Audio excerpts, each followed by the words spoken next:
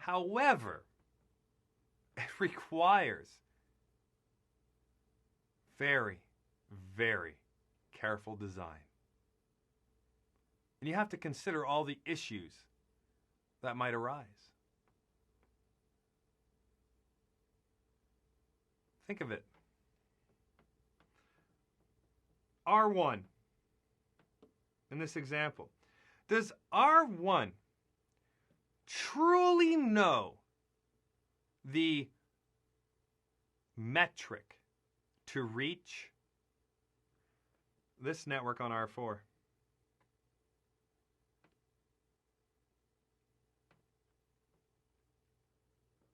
No, not at all.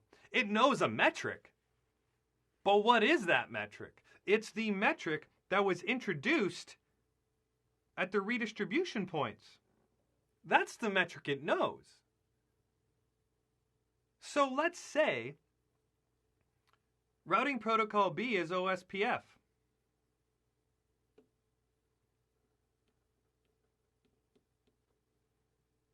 And let's say we introduced a seed metric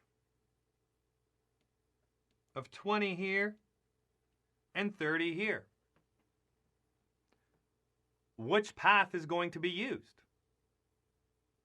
Yeah, the path through R2.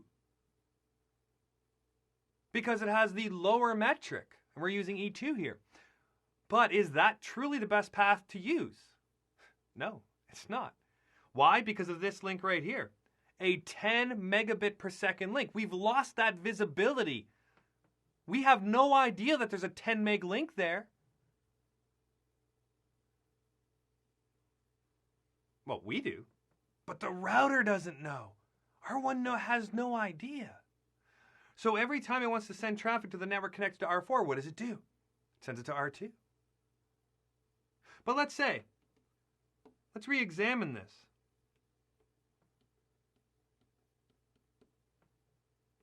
Using OSPF again. What if we left it as 20 and 20? They're equal, aren't they? Yeah. But are we going to do load balancing here? No, because the 200 megabit link is quicker than the 100 meg link. So R1 realizes that that R2, that ASBR, is closer. So it's going to use that path. And what's that path? It's slower because of the 10 meg link.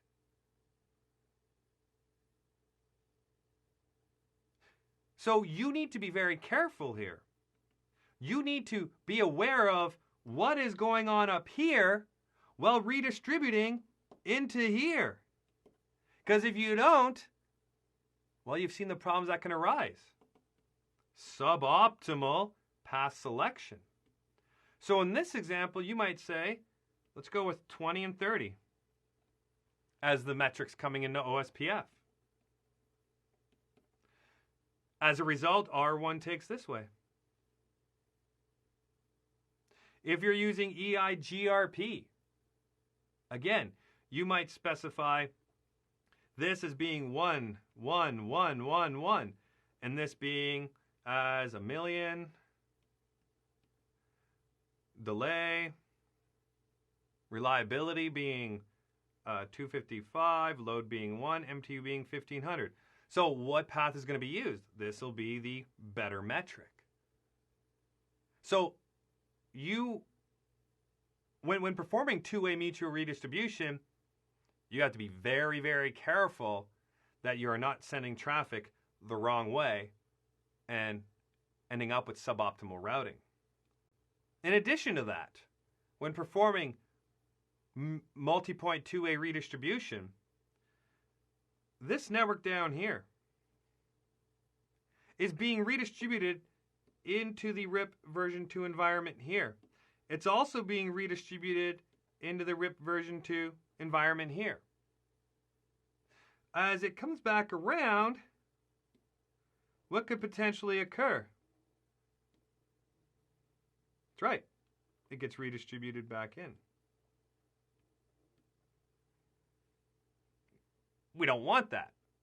So we have to be aware of this type of issue. We have to be aware of how we can solve this problem. So that way there we don't end up with routing loops and routers choosing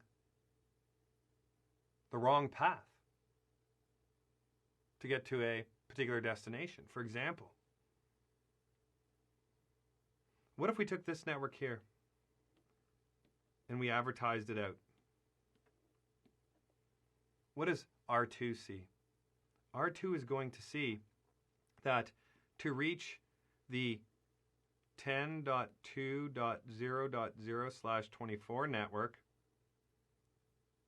it is via R4 with an administrative distance of 120. Over here, it sees it via R3 with an administrative distance of 120 as well. But now when that redistribution happens and it comes all the way back around,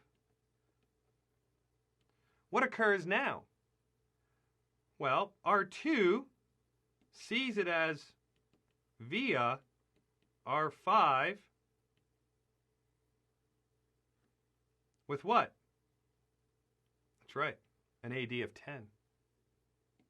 And R1 sees it as via R5 with an AD of 110. So since the administrative distance is lower, what happens?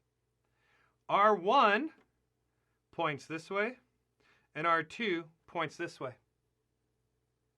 Are we ever going to be able to reach the 10.2.0.0/24 network now? Nope. Not at all.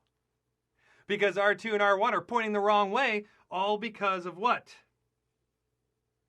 Administrative distance.